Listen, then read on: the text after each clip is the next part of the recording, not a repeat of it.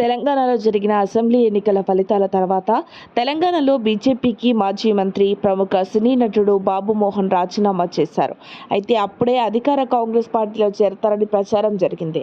కానీ బాబు మోహన్ ప్రజాశాంతి పార్టీలో చేరారు. అప్పటి నుండి కేఏ పాల్తో కలిసి ప్రజాశాంతి పార్టీ గెలిపే లక్ష్యంగా బాబు మోహన్ పనిచేస్తున్నాడు. అయితే ఇప్పుడు పార్లమెంట్ ఎన్నికల ముందు ప్రజాశాంతి పార్టీ బాబు మోహన్ కాంగ్రెస్లో చేరనున్నట్లు వస్తున్న వార్తలు ఆయన క్లారిటీ ఇచ్చారు. తను ప్రస్తుత పరిస్థితుల్లో ప్రజాశాంతి పార్టీని వీడి ఏ పార్టీలో చేరడం లేదని, తాను పార్టీ మారుతున్నట్లు వస్తున్న ప్రచారాన్ని తీవ్రంగా ఖండిస్తున్నట్లు ఆ పార్టీ రాష్ట్ర అధ్యక్షులు, వరంగల్ ఎంపీ అభ్యర్థి బాబు మోహన్ స్పష్టం చేశారు. వరంగల్లో బాబు మోహన్ సోమవారం మీడియాతో మాట్లాడారు. నేను పార్టీలో చేరిన రోజే ప్రజాశాంతి పార్టీ అధ్యక్షుడు కేఏ పాల్ నన్ను ఎంపీ అభ్యర్థిగా ఎంపిక చేశారని చెప్పారు.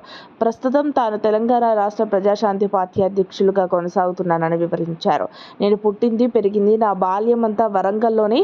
తనకు ఈ జిల్లాతో మంచి అనుబంధం ఉందన్నారు.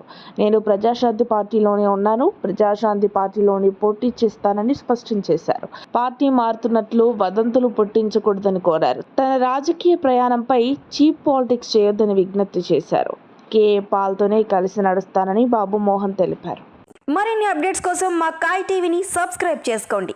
మా వీడియో కనుక మీకు నచ్చినట్లయితే లైక్ చేయండి, షేర్ చేయండి. మీ విలువైన అభిప్రాయాలను కామెంట్ బాక్స్లో తెలియజేయండి.